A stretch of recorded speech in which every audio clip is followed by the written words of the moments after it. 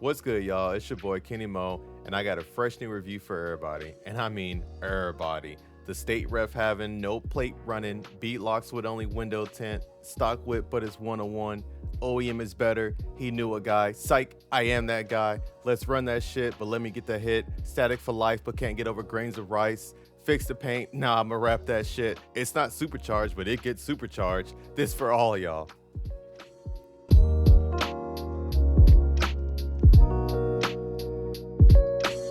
Today, we're talking about Sarah in Tune. Based out of Tucson, Arizona, she started her channel on June 5th, 2016. To date, she has over 700k subs, 900 videos, and more than 140 million views. Documenting various car projects, reviews, and restorations while creating a space where enthusiasts could learn and have a few laughs together. So whether you're into technicalities or the what car to buy next, or simply need some background noise to tune out the spouse, her channel may be for you. We'll go through a few clips and you can decide whether she earns your subscription of approval, and all her links and all the pertinence and such will be in the description below. Check it out.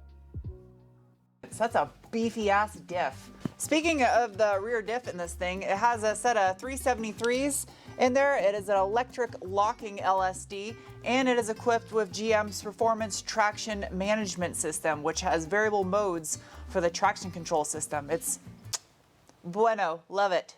I think that means good, right?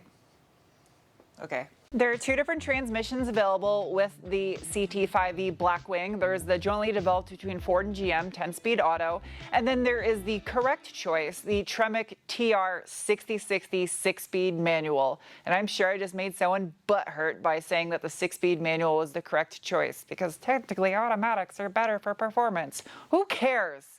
That's the more fun choice, all right? Period. I was sitting on it, didn't even know. That's hopefully not what I said. At-home charge outlet, there is a 240 volt one also, as well as a, I'm gonna make a mess here. Focus on my face, you gorilla gooch. Hello, welcome to Garage Tortoise Taint. Okay, I found this on the web for how come microwavable pigeons smell like rubber. Check it out. Oh my god, why am I so dumb? The best part of waking up is gear oil in your butt. I wonder if they would have had this truck in Jurassic Park if the T-Rex would have not ripped the roof off of it to try to get to the kids. It might have saw this and tried f***ing it instead because it's another T-Rex. I found her channel when I was looking for car reviews. I believe it was the Cadillac, the Blackwing. Not that, you know, that's not every man's car who can afford that, but I was interested. Almost looked more into it. But unique about her thing is she has the Bean score, which measures acceleration and like performance and everything. Then the Cookie score, which is the bang for buck, the value per dollar, you know. And I think there's a penguin or something in there. I gotta look and see what the penguin means. But I do know the two, the Bing score and the Cookie score. And it's pretty unique. You know, everybody's got their own thing. I think it was pretty dope that she had her own little twist to it. It's pretty funny.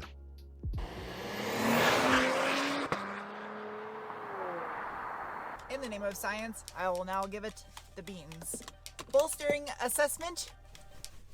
Perfect. Excellent bolstering. It's adjustable though, so it's kind of cheating. Not really cheating. It deserves the good rating because it did it good.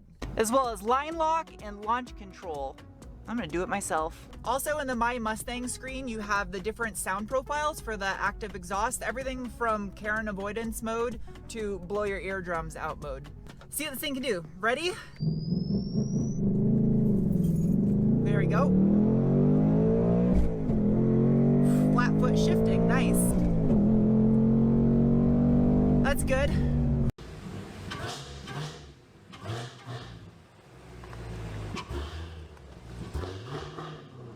Time for the braking test. No one behind me.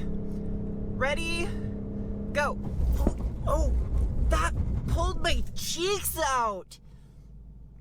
Weird.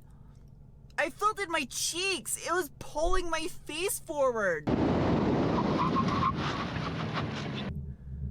That was superb braking. Absolute spot on. It is now time to give this thing some scores. Starting with the bean score, the assessment of the feeling you get in your gut when you match your shirt perfectly to the car and the flowers near you. I nailed it on this one. And the Chevy Trax is getting a rating of... Next is Cookie Score, the assessment of value, and this TR model, as equipped at about $42,000, gets a rating of... For comparison, in 2006, when the WRX TR first launched, it was $1,000 cheaper than the base WRX, and inflation adjusted to today's value, that would have been $37,000 and change. So that makes this about $5,500 more expensive. Anyway, next is the wrench score, the assessment of ease of maintenance, and this Z gets a rating of... Dude, I need to glue these things on. And this is why these things keep getting so dirty. Next is a Squid Score assessment of handling, and it gets a rating of... I would argue this is as good as it gets handling wise for under 100 grand. I don't really know much about the fancy folk cars. I don't get privy to that part of society, so. Lastly is the Penguin Score, the assessment on how much I personally like a vehicle, and Frog right here, that's what the original owner called it, is getting a rating of... I'm gonna miss this car so fucking much, it's not even funny. I'm really sad, like I tear up thinking about it, that it's gonna be leaving. So yeah, that's about it when it comes to her reviews. Very technical and in-depth, from suspension to exhaust and interior. Pretty much everything was still keeping it all lighthearted. She goes over stuff that I personally wouldn't think about, or measuring, you know, like sway bar diameter and stuff like that. But I guess from working on cars and everything, maybe you want to swap the bushings out. Now you know the diameter of everything. So just knowing what you get into ahead of time, or if you already have the vehicle, is a definite plus. But along with that, she also has a plethora of restoral and project car videos. While I didn't find myself coming to her channel strictly for that, I saw her based off the reviews. I did catch myself getting locked into a couple of her restoral and the project cars, like the Audi Quattro, the Ranger 4x4, and the 82 Supra. So you guys should definitely go check that out. I bought a big brake kit for it. AP Racing. Except this is not as simple as just ordering a brake kit from AP Racing. It's a complete custom kit to be able to work with my factory 15x8 Ronal wheels. Look at that. Oh yeah. These are custom Railin Motorsport over in the UK, two-piece rotors to fit with the factory Ronal wheels. I'm so excited about this. And don't worry, I'm doing the back. I wanted to put the best possible products on here. None of the stuff is sponsored.